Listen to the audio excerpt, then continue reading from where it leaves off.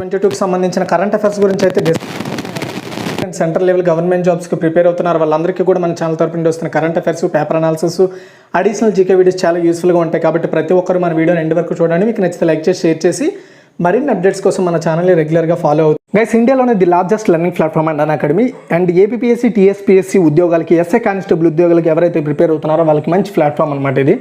రక్షక్ అనే పేరుతో ఎవరైతే ఎస్ఐ కానిస్టేబుల్ ఉద్యోగాలకు ప్రిపేర్ అవుతున్నారో ఏపీ అండ్ తెలంగాణలో వాళ్ళందరికీ కూడా పర్టికులర్ ఒక బ్యాచ్ కోర్స్ని అయితే స్టార్ట్ చేయబోతున్నారు 5 ఎడ్యుకేటర్ల ద్వారా. ఇది 18th May అయితే స్టార్ట్ కాబోతోందండి. దానికి సంబంధించిన లింక్ డిస్క్రిప్షన్లో ఉంటుంది. అదేవిధంగా వీకెండ్ మారథాన్ అనే పేరుతో ఏపీ అండ్ తెలంగాణ గ్రూప్ 1, 2 ఎగ్జామ్స్కి ప్రిపేర్ అయ్యే వాళ్ళ కోసం special క్లాసెస్తో May 13th, 14th and ఈ 2 daysలో 7 AM వచ్చేసి ఇక్కడ మీరు చూసుకున్నట్టయితే మల్టిపుల్ ఎడ్యుకేటర్స్ ద్వారా మీకు అయితే ఈ స్పెషల్ మారథాన్ అయితే నిర్వహించబోతున్నారు. అండ్ కాకి మారథాన్ అనే పేరుతో ఎవరైతే ఏపీ తెలంగాణ ఎస్ఐ కానిస్టేబుల్ ఉద్యోగాలకు ప్రిపేర్ అవుతున్నారో వాళ్ళకి May 16th, 17th 7 AM multiple educators ద్వారా మీకు పర్టికులర్గా స్పెషల్ క్లాసెస్ అయితే ఇవ్వబోతున్నారు. మెగా మారథాన్ అనే పేరుతో ఎవరైతే ఏపీ అండ్ తెలంగాణలో అన్ని కాంపిటేటివ్ ఎగ్జామ్స్కి ప్రిపేర్ అవుతున్నారో వాళ్ళ కోసం మొత్తం మల్టిపుల్ ఎడ్యుకేటర్ల ద్వారా May 18th 7 AM special classes అయితే నిర్వహించబోతున్నారు. దీనికి సంబంధించిన లింక్ డిస్క్రిప్షన్లో ఉంటుంది. And SI constable full length free test అయితే కండక్ట్ చేయబోతున్నారు. 150 ప్రశ్నలతో 150 నిమిషాలు ఉంటుంది. ఇది ఒక ఫ్రీ స్కాలర్షిప్ టెస్ట్ అండి. ఇది వచ్చేసి arithmetic ability and test of reasoning, general studies మీద ఉంటుంది. ఇందులో ర్యాంక్ 1 నుండి ర్యాంక్ 4 వరకు ఎవరైతే ర్యాంక్ సంపాదిస్తారో వాళ్ళకి వచ్చేసి మీరు సబ్స్క్రిప్షన్ తీసుకుంటే అందులో వచ్చేసి పర్సెంటేజ్ ఆఫ్ సబ్స్క్రిప్షన్ ఫ్రీగా ఇస్తారు. ఇది May 14th 2 PM టెస్ట్ ఉండబోతుంది.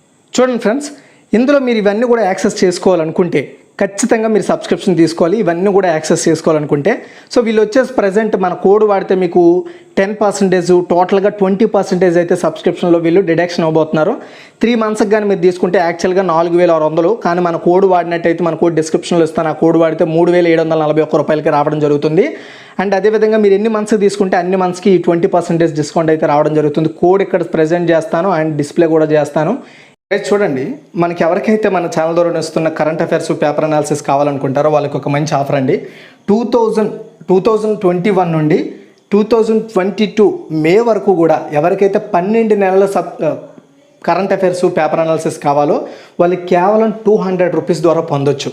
అది ఎలా పొందాలంటే ఇక్కడ కనబడుతున్న ఏదైతే PhonePe, Google pay, Paytm number ఉందో దానికి 200 పంపించి కింద కనబడుతున్న ఆ నెంబర్కి మీరు పంపించిన మనీని ట్రాన్సాక్షన్ ఐడితో స్క్రీన్షాట్ తీసి పంపిస్తే మీరు పంపించిన 24 అవర్స్లోగా మీకు 12 నెలల యొక్క కరెంట్ అఫైర్స్, పేపర్ అనాలిసిస్ పంపించడం జరుగుతుంది. ఒకవేళ లేదు మాకు 1 నెలదే కావాలనుకుంటే 25 రూపాయలు పంపించండి. అండ్ ప్రజెంట్ May month వరకు కూడా May 2022 వరకు కూడా మనకి 2021 to 2022 అవైలబుల్లో ఉన్నాయి. ఎవరికైతే ఇంట్రెస్ట్ ఉందో బై చేయండి ఇక్కడ ప్రొవైడ్ చేసిన ప్రాసెస్ ద్వారా. ఉండండి, మన ఫస్ట్ క్వశ్చన్ చూసుకుంటే ఏ రాష్ట్ర ప్రభుత్వము 1627.83 కోట్ల వ్యయంతో Bharat net project optical fibre cable OFC project పనులను ప్రారంభించింది? ఆన్సర్ వచ్చేసి తమిళనాడు అండి. యాక్చువల్గా తమిళనాడు గవర్నమెంట్ 1627.83 కోట్ల రూపాయలు ఖర్చు పెడుతూ భారత్ నెట్ ప్రాజెక్ట్ మనకు తెలుసు కేంద్ర ప్రభుత్వం స్టార్ట్ చేసింది. దాంట్లో భాగంగా Tamil Nadu government optical fibre cable OFC పనులను అయితే ఈరోజు ప్రారంభించారనమాట MK స్టాలిన్ గారు. రాష్ట్రంలో 12,525 స్థానిక పంచాయతీలన్నింటికీ కూడా కనీసం స్కేలబుల్ బ్యాండ్విడ్త్ అంటే 1 Gbps స్పీడ్తో ఇంటర్నెట్ ప్రొవైడ్ చేయడానికి ఒక చొరవ ప్రారంభించారనమాట. అంటే ఈ ప్రాజెక్టు ద్వారా ఆ పంచాయతీలకి ఇంటర్నెట్ ప్రొవైడ్ చేస్తారు. అండ్ ఈ పర్టికులర్ ఇంటర్నెట్ ప్రొవైడ్ చేయడం ద్వారా ఇది ఎడ్యుకేషన్, టెలిమెడిసిన్, ట్రిపుల్ ప్లే సేవలతో సహా తక్కువ ధర డిజిటల్ సేవలను ప్రజలకు అందిస్తుందన్నమాట. ఓకే. అండ్ భారత్ నెట్ ప్రాజెక్టును Tamil Nadu fibre net corporation limited దీన్ని TANFINET 4 ప్యాకేజీల్లో అమలు చేస్తుంది తమిళనాడు మొత్తంగా. తర్వాత ఈ రోజు నుండి ప్రాజెక్ట్ స్టార్ట్ అవుద్ది. ఇంకొక 1 or 2 yearsలో మొత్తంగా స్ప్రెడ్ అవుద్ది అనమాట. తర్వాత సెకండ్ వన్ ఎక్స్పో 2022ని ఎవరు ప్రారంభించారు? ఆన్సర్ వచ్చేసి శ్రీ నరేంద్ర మోదీ అండి. చూడండి, ప్రధానమంత్రి నరేంద్ర మోదీ గారు ఈరోజు ప్రగతి మైదాన్లో బయోటెక్ స్టార్టప్ ఎక్స్పో 2022ని స్టార్ట్ చేశారు. 750 బయోటెక్ ఉత్పత్తులతో కూడిన బయోటెక్ ఉత్పత్తులు ఈ పోర్టల్ను కూడా ఆయన స్టార్ట్ చేశారండి. అండ్ ఈ 750 బయోటెక్ ఉత్పత్తుల్ని ఈ పోర్టల్ ద్వారా కొనుగోలు చేయొచ్చు, అమ్మకాలు చేయొచ్చు. కేంద్ర మంత్రులు శ్రీ పీయూష్ గోయల్, శ్రీ ధర్మేంద్ర ప్రధాన్, డాక్టర్ జితేంద్ర సింగ్, బయోటెక్ రంగాలకు సంబంధించిన వాటాదారులు, నిపుణులు, SMEలు, పెట్టుబడిదారులు ఈ కార్యక్రమంలో పాల్గొనడం జరిగింది.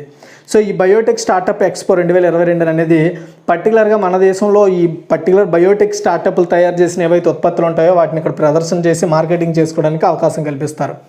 తర్వాత థర్డ్ వన్, ఏ రాష్ట్రము లేదా యూటీ స్టేషనరీ మరియు కార్యాలయ సరఫరాల శాఖను మూసివేసే ప్రతిపాదనకు ఆమోదం తెలిపింది. ఆన్సర్ వచ్చేసి యాక్చువల్గా దీన్ని మనం వచ్చేసి department of stationery and office supplies అంటాము. ఈ పర్టికులర్ విభాగాన్ని మూసివేయనున్నట్లుగా జమ్మూ అండ్ కాశ్మీర్ అయితే ప్రతిపాదనను ఓకే చేసింది. అండ్ ఈ ప్రతిపాదనకు Jammu and Kashmir governor lieutenant governor Manoj Sinha గారి అధ్యక్షతన జరిగిన మీటింగ్లో దీనికి ఆమోదం తెలిపారు. సాధారణ ఆర్థిక నియమాలు 2017 ప్రకారం జీఈఎం అంటే గవర్నమెంట్ ఈ మార్కెట్ ప్లేస్ అండి. గవర్నమెంట్ ఈ మార్కెట్ ప్లేస్ జీఈఎం అంటే ఈ పోర్టల్ ద్వారా వాళ్ళకి కావాల్సిన వస్తువులు సేవలను పొందుతోంది జమ్మూ అండ్ కాశ్మీర్. మరి అలాంటప్పుడు ఈ పర్టికులర్గా మనకి ఎందుకు ఈ సప్లైస్ కావచ్చు లేదంటే ఈ స్టేషనరీ అడ్మినిస్ట్రేటర్ మనకు అవసరమా అనే ఉద్దేశంతో అనే నిర్ణయంతో ఈ పర్టికులర్ డిపార్ట్మెంట్ని మూసివేద్దామనే ఉద్దేశంతో దానికి సంబంధించిన విధానం మీద అయితే ఆమోదం తెలపడం జరిగింది. సో కాబట్టి ఇకపై ఆ డిపార్ట్మెంట్ అనేది ఆ రాష్ట్రం ఆ యూటీ అంటే యూనియన్ టెరిటరీలో ఇక పనిచేయదు. అండ్ అందులో ఉండే ఉద్యోగుల్ని అదేవిధంగా అధికారులని వేరే డిపార్ట్మెంట్లోకి ట్రాన్స్ఫర్ చేస్తారు. నెక్స్ట్ ఫోర్త్ వన్, వ్యవసాయం గ్రామీణ అభివృద్ధిపై ఫోరంను ఏర్పాటు చేయనున్న అంతర్జాతీయ కూటమి ఇది. ఆన్సర్ వచ్చేసి బ్రిక్స్ అండి, మనందరికీ తెలుసు. ఓకేనా, చూడండి 5 సభ్యుల కూటమిలో వ్యవసాయ మంత్రులు ఆహార భద్రత మరియు పేదరికం తగ్గింపుపై సహకారాన్ని మరింతగా పెంచాలనే ఉద్దేశంతో వ్యవసాయం మీద గ్రామీణ వ్యవహారాల మీద వాటి డెవలప్మెంట్ మీద ఒక ఫోరంని బ్రిక్స్ కూటమి ఏర్పాటు చేసిందనమాట. బ్రిక్స్ దేశాలన్నీ కూడా ఒకే చేసాయి. బ్రిక్స్ బిజినెస్ కౌన్సిల్ యొక్క 2022 వార్షిక సమావేశం బీజింగ్లో జరిగింది. సో ఈ పర్టికులర్ బ్రిక్స్ బిజినెస్ కౌన్సిల్ మీటింగ్లో ఈ నిర్ణయం తీసుకున్నారనమాట. అండ్ ఇందులో కౌన్సిల్ యొక్క వర్కింగ్ గ్రూపుల నుండి దాదాపు 150 మంది ప్రతినిధులతో ఆన్లైన్లో మీటింగ్ అయితే ఏర్పాటు చేసుకున్నారు.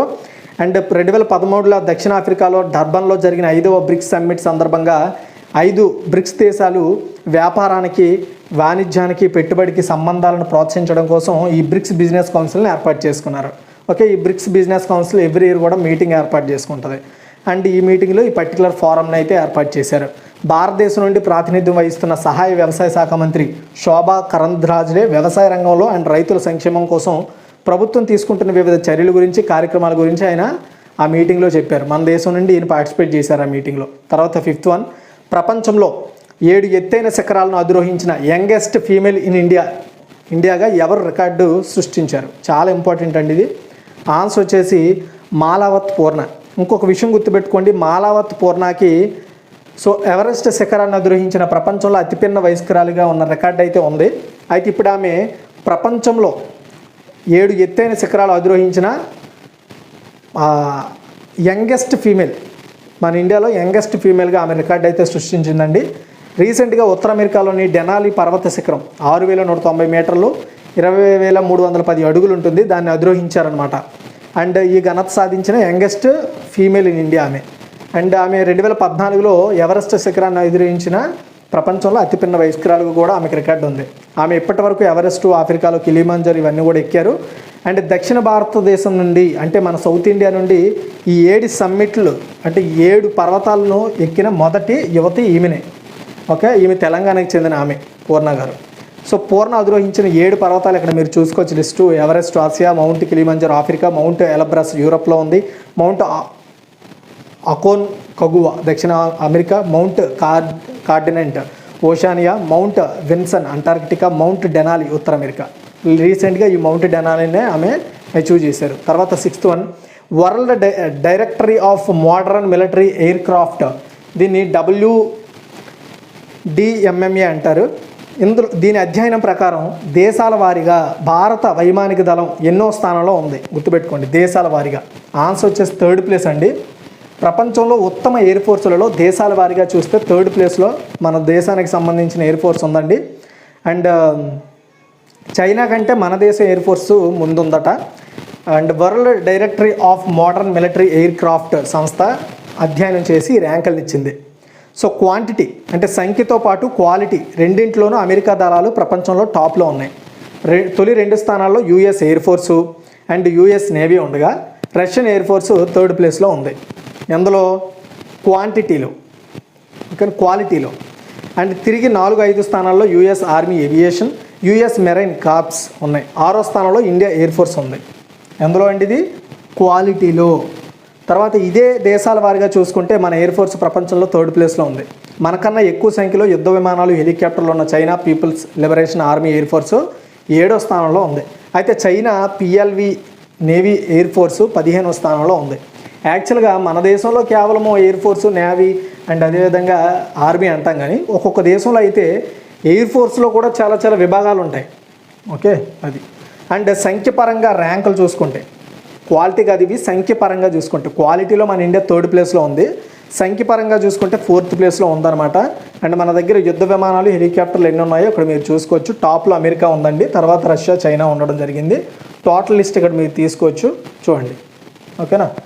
And next 7 monkey pox virus అధికంగా వ్యాప్తి చెందడానికి ప్రపంచ ఆరోగ్య సంస్థ దేనిని ప్రధాన కారణంగా పేర్కొంది? ఆన్సర్ వచ్చేసి శృంగారం అండి.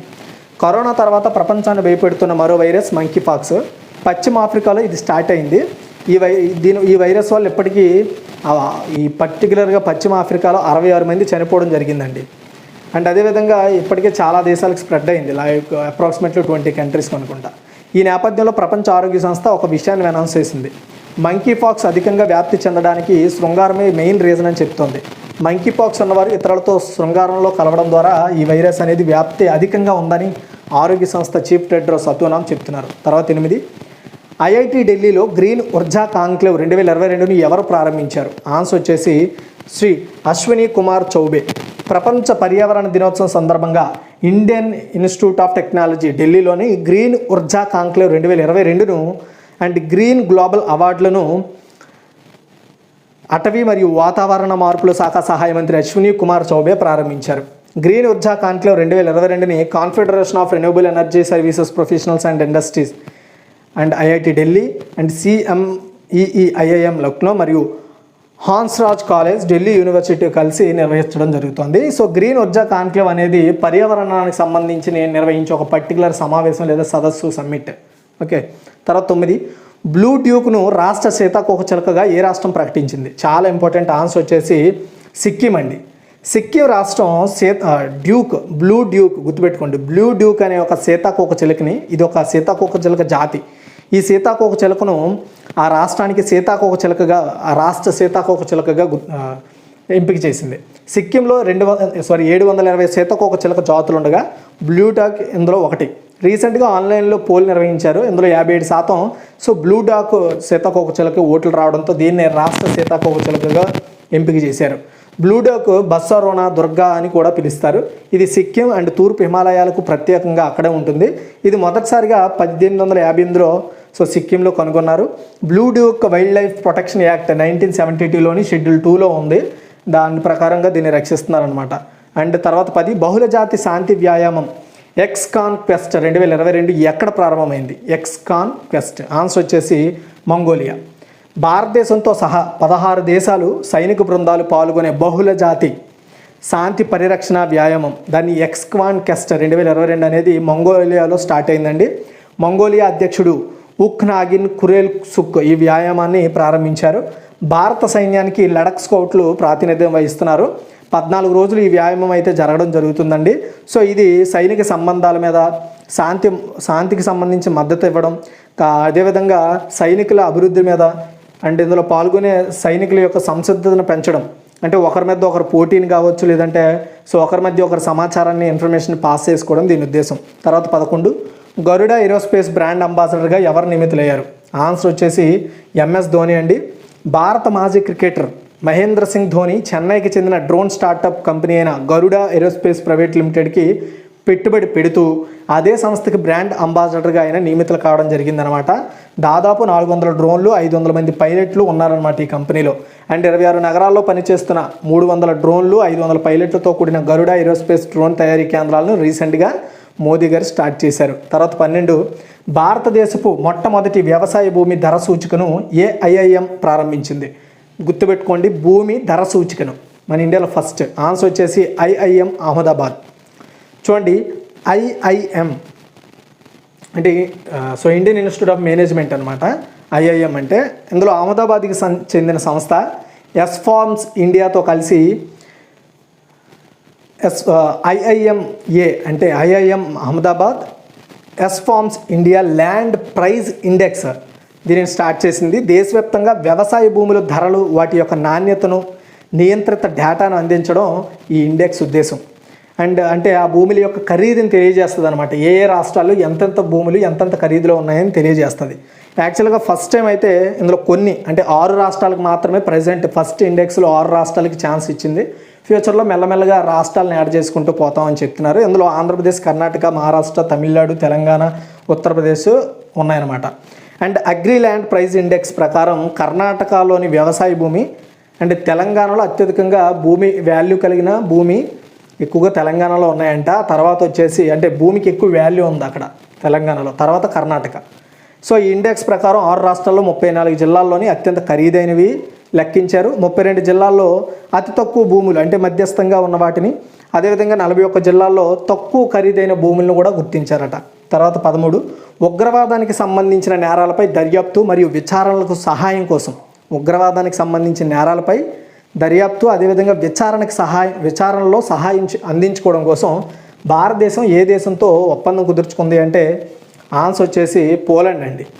సో ఉగ్రవాదానికి సంబంధించి నేరాలు కావచ్చు, వాటి దర్యాప్తుకి సంబంధించి విచారణ చేపడతారు కదా, అలాంటి వాటిల్లో ఇన్ఫర్మేషన్ పాస్ చేసుకోవడం కోసం ఇండియా, పోలాండ్ రెండూ కూడా సో నేర విషయాలపై పరస్పర న్యాయ సహాయ ఒప్పందంపై సంతకాలు చేశారు. దీన్ని mutual legal assistance treaty on criminal matter అంటారు. సో ఈ ప్రతిపాదనకు కేంద్ర మంత్రివర్గం 2021 డిసెంబర్లోనే ఆమోదం తెలిపింది. దానికి సో రష్యా ఉక్రెయిన్ కాన్ఫ్లిక్ట్ వల్ల లేట్ అయిందనమాట ఈ ఒప్పందం అవ్వడానికి. సో క్రిమినల్ విషయాలలో సహకారం, పరస్పర న్యాయ సహాయం ద్వారా నేర పరిశోధన, విచారణ ఇరు దేశాల ప్రభావాన్ని మెరుగుపరుస్తుంది. అంటే తొందరగా కొత్త టెక్నిక్స్ రెండు దేశాలు పంచుకుంటాయి. దాని ద్వారా నేర నిరూపణ కావచ్చు, సో అలాంటి వాటిని అడ్డుకట్ట వేయడానికి అవకాశం ఉంటుంది. తర్వాత 14 భారతదేశపు మొదటి క్రిప్టో రూపాయి ఇండెక్స్ని ఏ సంస్థ ప్రారంభించిందండి? Cree8 గుర్తుపెట్టుకోండి. Cree8 ఆన్సర్ వచ్చేసి కాయిన్ స్విచ్ అనేది ఒక క్రిప్టో ట్రేడింగ్ కంపెనీ అండి. సో ఇది క్రిప్టో రూపాయి ఇండెక్స్ Cree8ని స్టార్ట్ చేసింది. ఇది ఒక అంటే భారతీయ రూపాయి ఆధారంగా క్రిప్టో మార్కెట్ పనితీరును కొలవడానికి ఇది మన ఇండియాలోనే first crypto exchange index. Cree8 8 crypto ఆస్తుల పనితీరుని అప్పటికప్పుడు ట్రాక్ చేసి వాటి వాల్యూని చెప్తూ ఉంటుంది. సో అలా చెప్పడం వల్ల ఇది మన ఇండియా రూపాయిలో ట్రేడ్ చేయబడిన క్రిప్టోస్ ఏవైతే ఉంటాయో వాటి యొక్క మార్కెట్ క్యాపిటలైజేషన్ వాల్యూని తెలియజేస్తాయి. దాని ద్వారా ఇంకా ఎక్కువ మంది ఇందులో ఇన్వెస్ట్మెంట్ పెట్టి లాభం పొందడానికి అవకాశం ఉంటుందన్నమాట. అంటే మనము రూపాయి క్రిప్టో ద్వారా మనము డబ్బుల్ని ఇన్వెస్ట్ చేయొచ్చా లేదా క్రిప్టోలో, సో దాన్ని బట్టి మనకి స్టాటిస్టిక్స్ చెప్తూ ఉంటాయి వీళ్ళ వల్ల. ఓకేనా? సో ఎప్పటికప్పుడు లైవ్ అప్డేట్లో మనకి ఈ ఇండెక్స్ అనేది ప్రజెంట్ చేస్తూ ఉంటుందని చెప్తున్నారు కాయిన్ స్విచ్ సహ వ్యవస్థాపకుడు CEO ఆశిష్ సింఘాల్. ఓకేనా? ఇది టోటల్గా ఇన్ఫర్మేషన్. ఒకసారి మనం క్విక్ రివ్యూ చూద్దాం. ఏ రాష్ట్ర ప్రభుత్వం 1627.83 కోట్ల వ్యయంతో Bharat project optical fibre cables పనులను స్టార్ట్ చేసిందంటే తమిళనాడు. బయోటెక్ స్టార్టప్ ఎక్స్పో 2022 ఎవరు స్టార్ట్ చేశారంటే శ్రీ నరేంద్ర మోదీ. ఏ రాష్ట్రం లేదు యూటీ స్టేషనరీ అండ్ కార్యాలయ సరఫరాల శాఖను మూసివేసే ప్రతిపాదనకు ఆమోదం తెలిపిందంటే జమ్మూ అండ్ కాశ్మీర్. వ్యవసాయ గ్రామీణ అభివృద్ధిపై ఫోరంని ఏర్పాటు చేయనున్న అంతర్జాతీయ కూటమి అంటే బ్రిక్స్ అండి. తర్వాత ప్రపంచంలో 7 ఎత్తైన శిఖరాలను అధిరోహించిన యంగెస్ట్ ఫీమేల్ ఇండియాగా ఎవరు రికార్డు సృష్టించారంటే మాలావత్ పూర్ణ. తర్వాత క్వశ్చన్ గమనించినట్టయితే world directory of modern military air craft సంస్థ అధ్యయనం ప్రకారం దేశాల వారీగా భారత వైమానిక దళం ఎన్నో స్థానంలో ఉందంటే 3rd ప్లేస్ అండి క్వాలిటీలో. ఓకే, గుర్తుపెట్టుకోండి. నెక్స్ట్ వచ్చేసి మంకీ పాక్స్ వైరస్ అధికంగా వ్యాప్తి చెందడానికి ప్రపంచ ఆరోగ్య సంస్థ దేనిని ప్రధాన కారణంగా చెప్పిందంటే శృంగారం. IIT ఢిల్లీలో గ్రీన్ ఊర్జా కాన్క్లేవ్ 2022 ఎవరు ప్రారంభించారంటే శ్రీ అశ్విని కుమార్ చౌబే. తర్వాత వచ్చేసి బ్లూ డ్యూక్ను రాష్ట్ర చేతకొక చిలకగా ఏ రాష్ట్రం ప్రకటించిందంటే సిక్కిం అండి. అండ్ బహుళజాతి శాంతి వ్యాయామం ఎక్స్ కాన్క్వెస్ట్ 2022 ఎక్కడ స్టార్ట్ అయిందంటే Mongolia. And Garuda Aerospace brand అంబాసిడర్గా ఎవరు నియమితులయ్యారంటే MS ధోని. పెట్టుబడి కూడా పెట్టారు అందులో. భారతదేశపు మొట్టమొదటి వ్యవసాయ భూమి ధర సూచికను ఏ IIM ప్రారంభించిందంటే IIM అహ్మదాబాద్. ఉగ్రవాదానికి సంబంధించిన నేరాలపై దర్యాప్తు మరియు విచారణలో సహాయం కోసం భారతదేశం ఏ దేశంతో పరస్పర న్యాయ సహాయ ఒప్పందంపై సంతకం చేసింది అంటే పోలాండ్. అండ్ భారతదేశపు మొదటి క్రిప్టో రూపాయి ఇండెక్స్ Cree8ని ఏ సంస్థ ప్రారంభించిందంటే CoinSwitch. Thanks for watching ఈ వీడియో. షేర్ చేయండి, లైక్ చేయండి. మరిన్ని అప్డేట్స్ కోసం మన ఛానల్ రెగ్యులర్గా ఫాలో అవుతూ ఉండండి.